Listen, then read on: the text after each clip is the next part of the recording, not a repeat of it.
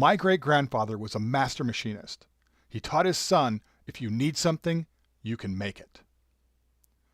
My grandfather taught his son, if you have something, you can fix it. And my father taught me everything that was passed down through generations, and to never compromise when it comes to workmanship. Hello everyone and welcome to Big Horn Woodworks. My name is Paul and today I'll be making a set of SpiceRacks for the kitchen. I absolutely fell in love with this Macore the moment that I saw it at the lumberyard. I knew I had to have it even though I didn't know what I was going to do with it. The wife had a request, she wanted the SpiceRacks, and I decided that this wood was going to be absolutely perfect. You can see the wonderful brown color with a tremendous grain pattern that's in here, along with a little bit of red when I finally put the tung oil finish on this. I hope you enjoy this video as much as I enjoyed making these SpiceRacks.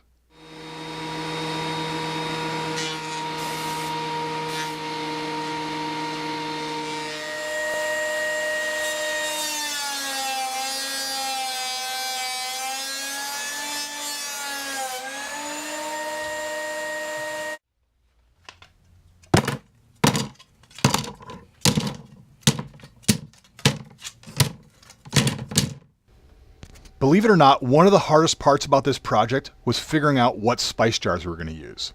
We went online and after weeks of deliberation, we finally ended up on these square ones with a chalkboard label so we could write the names of our spices on it and erase them as we needed. Here I'm lining up the spice jars, trying to figure out exactly how far apart they need to be. I'm having a little trouble though because keeping them spaced is a little difficult. Here I'm cutting a few spacers. I'll put them between the spice jars and then I'll take a final measurement and determine exactly how long my shelves need to be. I want to have 6 spice jars on each shelf, 2 shelves on each rack for a total of 36 spice jars.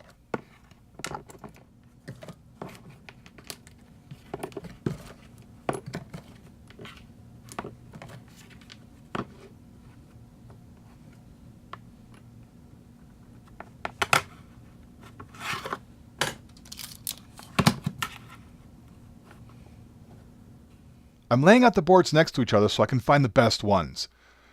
I don't need as many as I have for the 3 SpiceRacks that I'm going to make, which is good because there were some knots and other inclusions that I don't want to include in the final product. I should be able to get anywhere between 4 and 5 out of each board, giving me plenty to make all 3.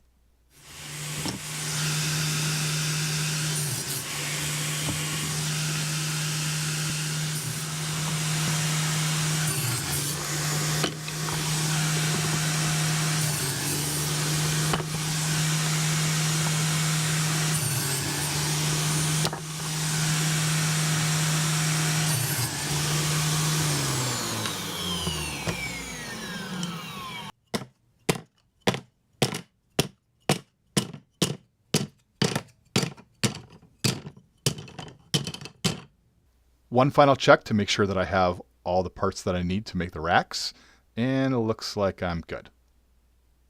Say hi. Say hi. You don't want to say hi? You're just going to look at me?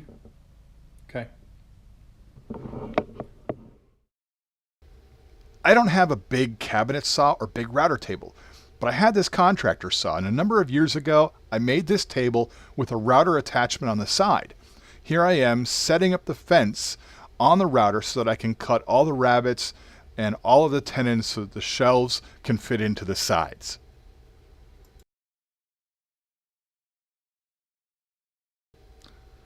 The router head fits into the router base.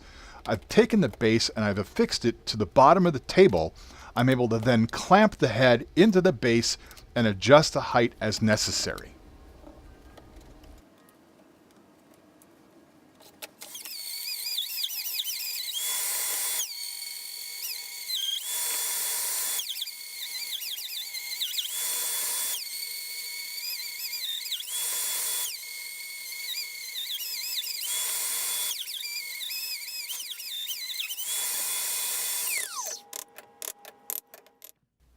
I'm dry fitting all the shelves into the back plates. This wood will move a little bit with the seasons, but not so much that I shouldn't make sure that I have a nice, snug fit.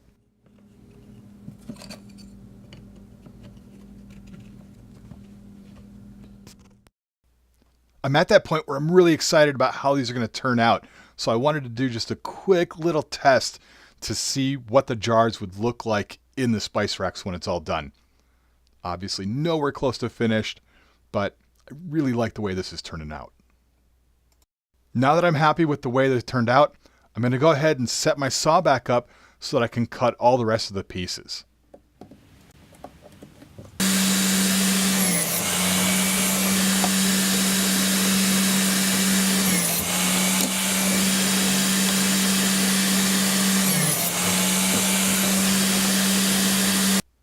I'm now cutting the grooves for the shelves.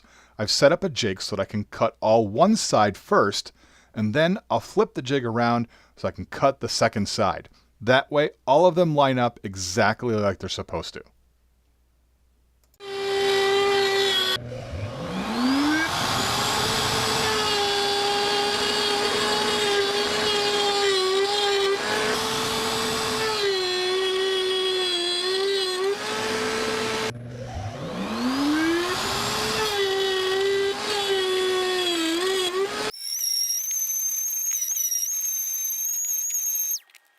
I'm using a random orbital sander to take each of the pieces through 4 grits up to 320. With 18 different pieces, that means by the time I'm all done, I'll have sanded the boards a total of 72 times.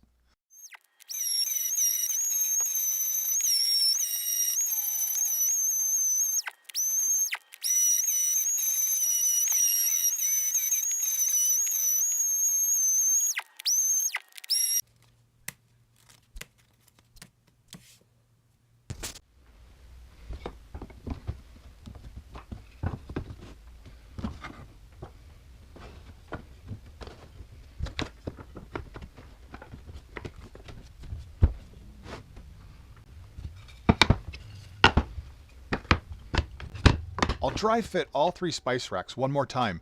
I want to make sure that everything fits securely, snugly, and everything lines up. After sanding them, this is my opportunity to correct any mistakes or flaws and swap out parts within each other in case one fits better than the other.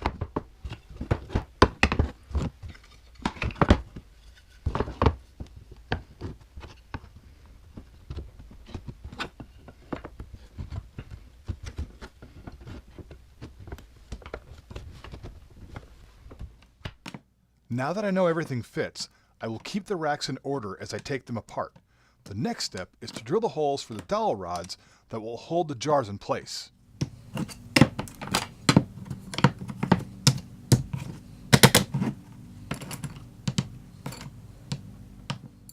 The deep brown color and grain pattern in this macore made it difficult to see my pencil marks. A small piece of tape does the trick. Once I have the holes marked, I can use a jig on my drill press to ensure all of the holes are in the same spot on each of the sides.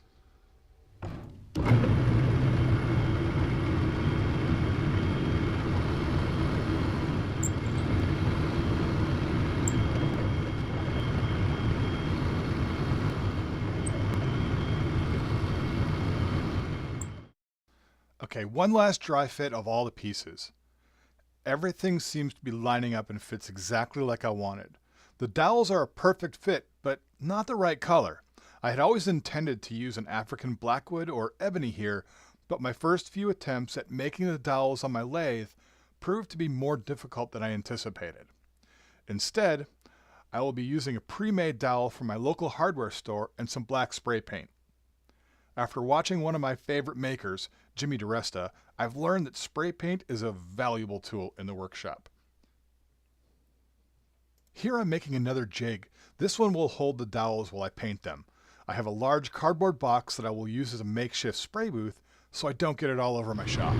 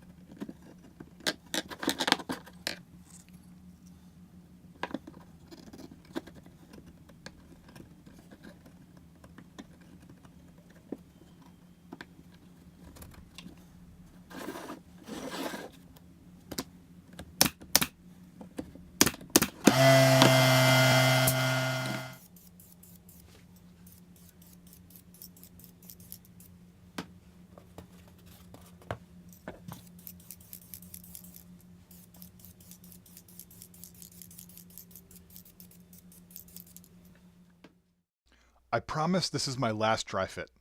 After painting the dowels, I just wanted to walk myself through the assembly steps one more time before I proceed with the glue up. There is nothing quite like the frustration of carefully putting glue on a piece only to realize that you were thinking about it backwards, or put glue on the wrong side, or put glue in a place that nothing will ever attach to. I've done it enough to know this final walkthrough of assembly pays for itself in time and effort. A little help from a soft hammer to coax the last few pieces into place, and I discovered one of my shelves doesn't fit quite like I was hoping. I'll try to use one from a different rack. Everything is supposed to be the same size, but this can happen, and instead of forcing it into place, I'm going to try swapping parts and hope for a better fit. Now in the end, it all worked out and all the SpiceRacks fit beautifully.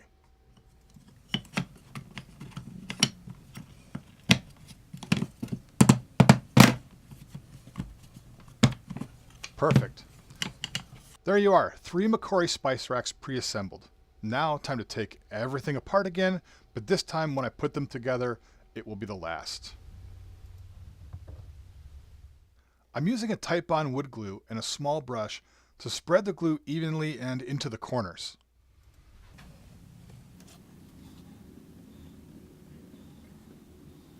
The glue is applied to the sides. I don't glue the dowels. They are a tight fit and will be held in place once the rest of the glue dries.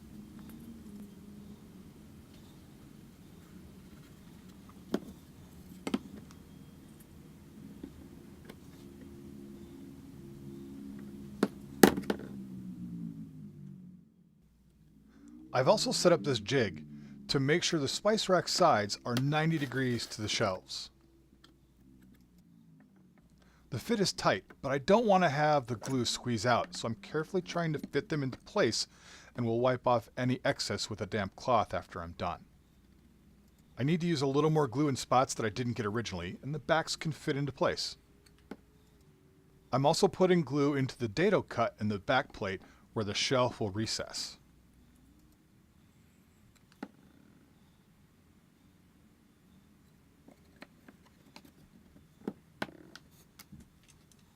I place cauls on each side to hold them evenly and prevent my clamps from damaging the wood.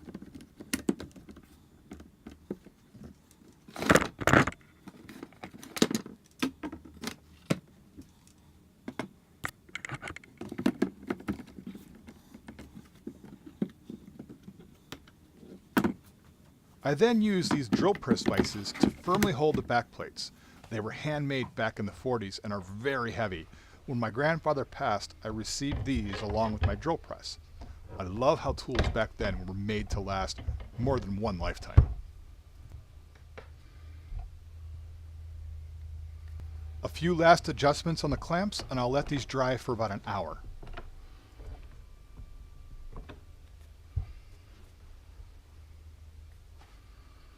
I'm using a tung oil, spreading it evenly and allowing it to dry between coats.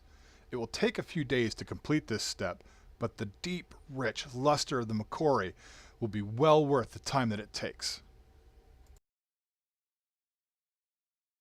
I'm using this sponge brush to get into the corners. After each coat, I will rub it down with a fine steel wool to remove small imperfections in the finish. There's no shortcuts here, just take your time and work to get the entire surface covered.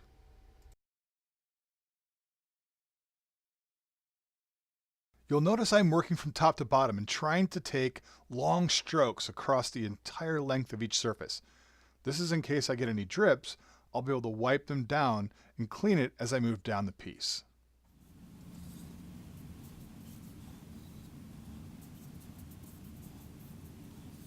There's my buddy Squeaks again. He's always checking out what I'm doing. He loves to lay in the sun just outside the door to my shop.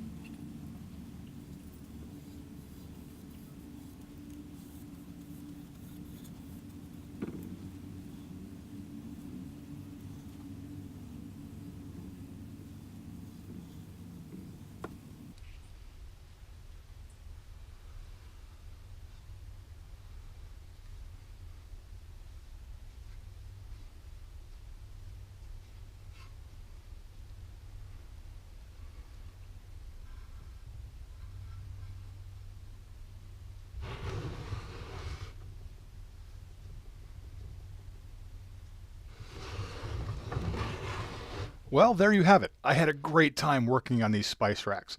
Projects for my wife are always an added bonus. She's getting something and she doesn't mind the hours that I spend in the shop. I hope you enjoyed this video. If you did, please don't forget to subscribe to my YouTube channel. I'll be making more videos just like this one.